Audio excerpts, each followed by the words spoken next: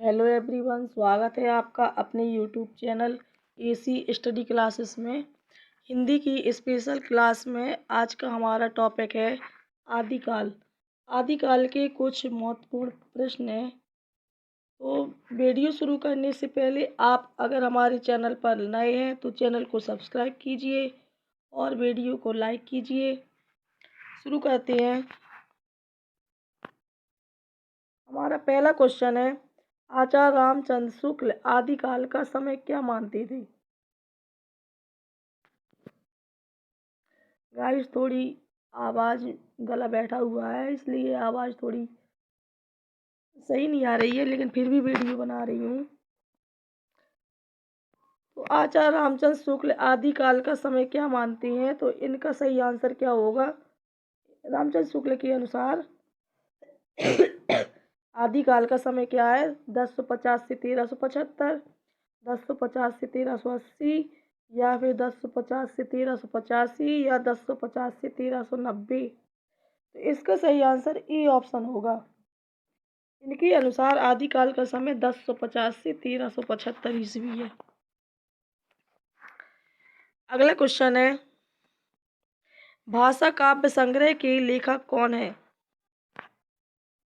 भाषा काव्य संग्रह के लेखक पूछा गया है, कौन है? तो सही आंसर क्या होगा? बी ऑप्शन, महेश दत्त शुक्ल।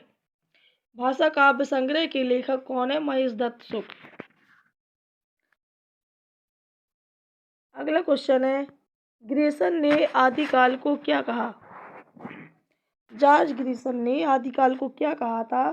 आरंभिक काल कहा था, प्रारंभिक काल कहा था, चारण काल कहा था, या फिर बीजोपन काल कहा था? तो इसका सही आंसर होगा, ग्रेसन ने आदिकाल को चारण काल कहा था। इसका सी ऑप्शन सही होगा। अगला प्रश्न है, आदिकाल को आरंभिक काल किसने कहा? आदिकाल को आरंभिक काल किसने कहा? तो ये राहुल सांस्कृत्यायन ने, रामकुमार वर्मा ने, मुक्तिबोध ने, या फिर मिश्र बंधु ने? तो इसका सही आंसर होगा मिश्र बंधु। डी ऑप्शन सही होगा इसका। अगला क्वेश्चन है, आदिकाल को बाल अवस्था काल किसने कहा है? आदिकाल को बाल अवस्था का काल किसने कहा है? तो इसका सही आंसर होगा बी ऑप्शन, रमाशंकर शुक्ल रसाल ने कहा था। क्या कहा था? बाल अवस्था का काल। अगला प्रश्न है, आदिकाल को वीर गाथा काल किसने कहा? गाइस, ये सभी क्वेश्चन काफ़ी इम्पोर्टेंट है, कई बार एग्जाम में पूछे गए हैं। तो आदिकाल को वीर गाथा काल किसने कहा है? हजारी प्रसाद द्विवेदी, रामचंद्र शुक्ल, नगेंद्र, या शंभुनाथ? तो इसका सही आंसर होगा बी ऑप्शन, रामचंद्र शुक्ल। अगला प्रश्न है, राहुल सांस्कृत्यायन ने आदिकाल को क्या कहा? राहुल सांस्कृत्यायन ने आदिकाल को क्या कहा था? सिद्ध सामंत काल। इसका डी ऑप्शन सही होगा।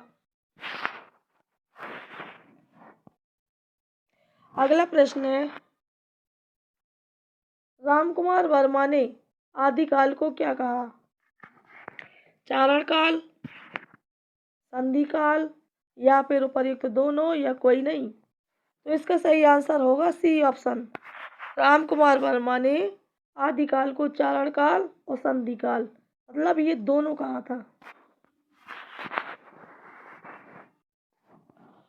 अगला प्रश्न है, गणपति चंद्र गुप्त ने आदिकाल को क्या कहा? तो इसका सही आंसर क्या होगा?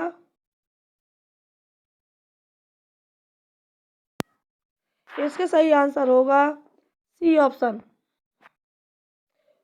गणपति चंद्र गुप्त ने आदिकाल को शून्यकाल और प्रारंभिक काल यानी दोनों कहा था, उपर्युक्त दोनों। अगला प्रश्न है, आदिकाल को अंधकार काल किसने कहा?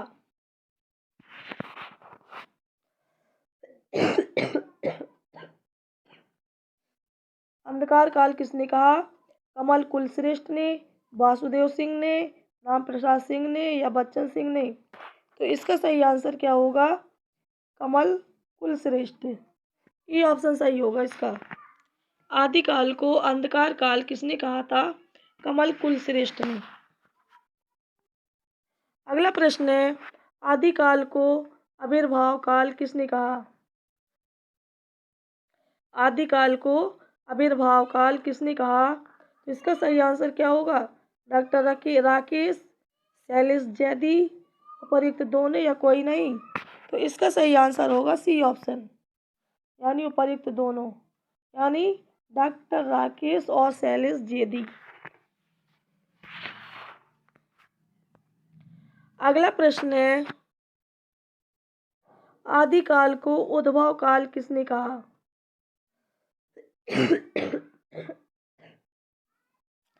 आदिकाल को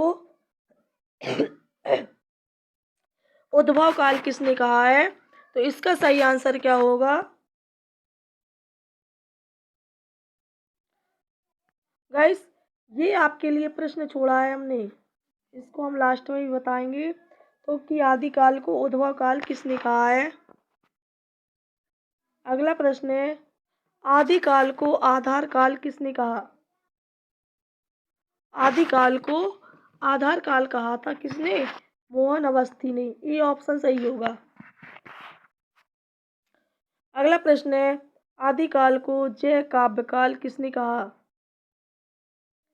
जय काव्य काल वासुदेव सिंह ने, रमाशंकर शुक्ल रसाल ने, मिश्र बंधु ने या फिर विश्वनाथ मिश्र ने? तो इसका सही आंसर क्या होगा? रमाशंकर शुक्ल रसाल ने। आदिकाल को जय काव्य काल किसने कहा था? बी ऑप्शन सही होगा इसका। अगला प्रश्न है, आदिकाल को वीर काल किसने कहा? तो ये किसने कहा था? विश्वनाथ प्रसाद मिश्र ने, ग्रीसन ने, हजारी प्रसाद द्विवेदी ने या गणपति चंद्र गुप्त ने? तो इसका सही आंसर ए ऑप्शन होगा, विश्वनाथ प्रसाद मिश्र। अगला प्रश्न है, आदिकाल को संक्रमण काल किसने कहा है?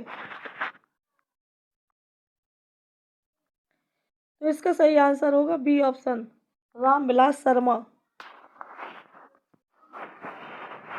अगला प्रश्न है, खड़ी बोली हिंदी का प्रथम कवि कौन माना जाता है? खड़ी बोली हिंदी का प्रथम कवि कौन माना जाता है? कबीर, खुसरो, सूरदास या फिर हरिऔध? तो इसका सही आंसर होगा बी ऑप्शन, खड़ी बोली हिंदी का प्रथम कवि अमीर खुसरो को माना जाता है। अगला प्रश्न है,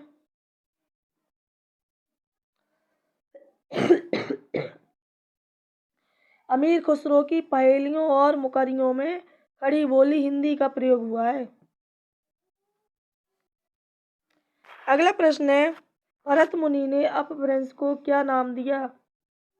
जनभाषा कहा, पंचमील भाषा कहा, देश भाषा या फिर लोक भाषा? क्या नाम दिया था?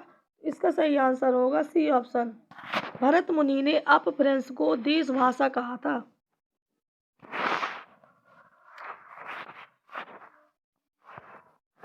जबकि भरत मुनि ने अपभ्रंश को देश भाषा कहा, जबकि विद्यापति ने अपभ्रंश से भिन्न प्रचलित बोलचाल की भाषा को देश भाषा कहा। अगला प्रश्न है, इनमें से कौन सा ग्रंथ लौकिक चरित काव्य माना जाता है? लौकिक चरित काव्य पूछा गया है। इसका सही आंसर होगा आहुर्दोहा, योगसार, परमात्म प्रकाश या फिर भविष्यत कहा? तो क्या होगा इसका सही आंसर? इसका सही आंसर होगा डी ऑप्शन का। कौन सा ग्रंथ लौकिक चरित का माना जाता है? तो भविष्यत कहा। जो भविष्यत का ग्रंथ है ये क्या है? एक लौकिक चरित का माना जाता है। योगसार और परमात्म प्रकाश के लेखक जो हिंदू है, और पाहुड़ दोहा के कवि कौन है? मुनि राम सिंह। अगला प्रश्न है, चंदन वाला रास की रचयिता कौन है? चंदन वाला रास की रचयिता पूछा गया है।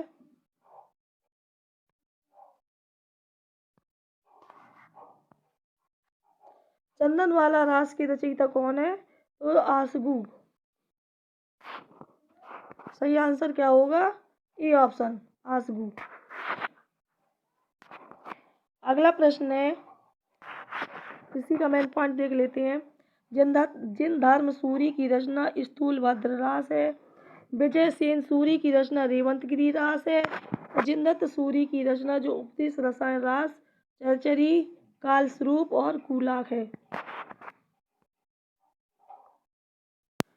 अगला प्रश्न है, पृथ्वीराज रासों में कितने समय या सर्ग हैं? कितने सर्ग हैं इसमें? 55, 58, 69 या 75? तो इसका सही आंसर होगा सी ऑप्शन, पृथ्वीराज रासों में 69 सर्ग हैं। इसका मेन पॉइंट देख लेते हैं। पृथ्वीराज रासों की लेखक चंद-बरदाई है। इसमें 69 समय 68 प्रकार की छंदों का प्रयोग किया गया। आचार्य रामचंद्र शुक्ल ने चंद-बरदाई को हिंदी का प्रथम महाकवि और पृथ्वीराज रासों को हिंदी का प्रथम महाकाव्य माना है।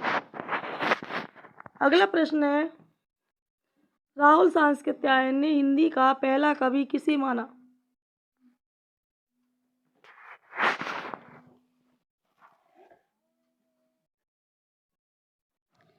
राहुल सांकृत्यायन ने हिंदी का पहला कवि किसे माना है? तो इसका सही आंसर होगा सी ऑप्शन, सरहप्पा को। राहुल सांकृत्यायन सरहप्पा का समय 69 मानते हुए हिंदी का पहला कवि घोषित किया था इन्होंने। किसको? सरहप्पा को। अगला प्रश्न है, आक्रोश की भाषा का पहला प्रयोग। आक्रोश की भाषा का पहला प्रयोग सरहप्पा में दिखाई देता है। यह कथन किसका है? रामचंद्र शुक्ल का, बच्चन सिंह का, नगेंद्र का या फिर रामकुमार वर्मा का? तो इसका सही आंसर होगा बच्चन सिंह। आक्रोश की भाषा का पहला प्रयोग सरहप्पा में दिखाई देता है, ये किसने कहा था? बच्चन सिंह ने। अगला प्रश्न है, निम्नलिखित में से कौन सी रचना शिलांकित है? शिलांकित है कौन सी है? बसंत विलास, राहुल बेल, वर्ण रत्नाकर या उक्ति व्यक्ति प्रकरण? तो इसका सही आंसर होगा बी ऑप्शन, शिलांकित रचना कौन सी है? राहुल बेल। राहुल बेल की रचना रोडा नामक कवि ने की थी। यह रचना 10 से 11वीं शताब्दी में लिखित क्या है? गद्य और पद्य दोनों मिश्रित एक चंपू काव्य है। ये इतना जो हमने अंडरलाइन की है, ये कई बार एग्जाम में पूछा गया है कि राहुल बेल क्या है, कौन सा काव्य है? तो एक चंपू काव्य। नखशिख वर्णन की श्रृंगार परंपरा का आरंभ राहुल बेल से ही माना जाता है। वर्ण रत्नाकर मैथिली भाषा में लिखित ज्योतिरीश्वर ठाकुर की रचना है और उक्ति व्यक्ति प्रकरण ये किसकी है? दामोदर शर्मा द्वारा लिखित एक व्याकरण ग्रंथ है। अगला प्रश्न है, पृथ्वीराज रासों में प्रमुख रस कौन सा है? जो पृथ्वीराज रासों जो चंद-बरदाई का ग्रंथ है, इसमें रस कौन सा है? तो इसका सही आंसर क्या होगा? बी रस श्रृंगार, सी बी ऑप्शन सही होगा इसमें।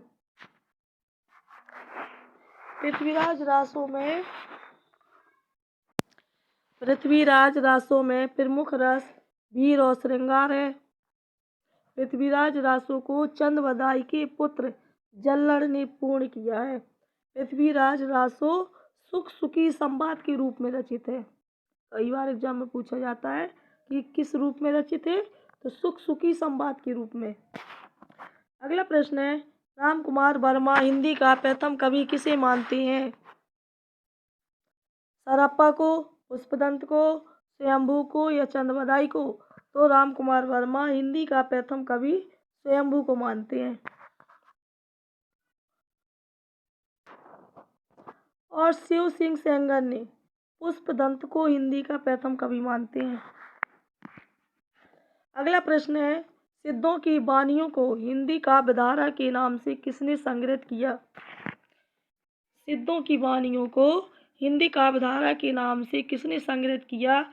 महामहोपाध्याय, हरिप्रसाद शास्त्री ने, प्रभुचंद बागची ने, रहमतुल्लाह ने, या फिर राहुल सांस्कृत्यायन ने? तो इसका सही आंसर क्या होगा? राहुल सांस्कृत्यायन, डी ऑप्शन सही होगा। अगला प्रश्न है, रचना और रचनाकार की दृष्टि से कौन सा विकल्प सुमेलित नहीं है? नेमिनाथ चरियु हरिभद्र सूरी की रचना है, आहुड़ दोहा ये राम सिंह की है, प्रबंध चिंतामणि ये विनाया चंद सूरी की है, या भविष्यत का ये धनपाल की है? कौन सा सुमेलित नहीं है ये बताया पूछना है इसमें। तो सही आंसर सी ऑप्शन होगा। प्रबंध चिंतामणि विनाया चंद सूरी की है, ये गलत है। ये किसकी रचना है? प्रबंध चिंतामणि ये मेरु तुंग की रचना है।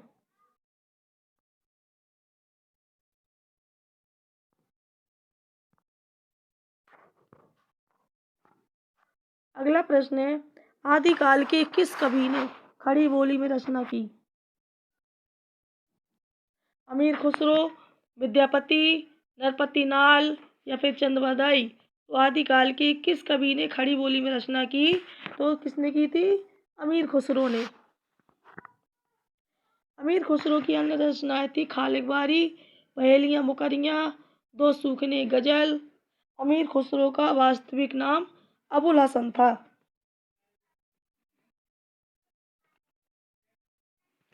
अमीर खुसरो निजामुद्दीन औलिया के शिष्य थे। अगला प्रश्न है, प्रत्येक देश का साहित्य वहाँ की जनता की चित्तवृत्ति का संचित प्रतिबिंब होता है। यह कथन किसका है? नगेंद्र का, रामचंद्र शुक्ल का, हजारी प्रसाद द्विवेदी का, या फिर महावीर प्रसाद द्विवेदी का? तो सही ये कई बार एग्जाम में पूछा गया ये वाला प्रश्न। इसका सही आंसर होगा रामचंद्र शुक्ल, बी ऑप्शन। प्रत्येक देश का साहित्य वहाँ की जनता की चित्तवृत्ति का संचित प्रतिबिंब होता है, ये किसने कहा था? रामचंद्र शुक्ल ने। तो गाइस, अगर वीडियो पसंद आए तो लाइक कीजिए और कमेंट में बताइए कि हमारा वीडियो कैसा लगा। थोड़ी गला खराब था लेकिन फिर भी बनाने की कोशिश की है, तो कमेंट में ज़रूर बताइए। धन्यवाद।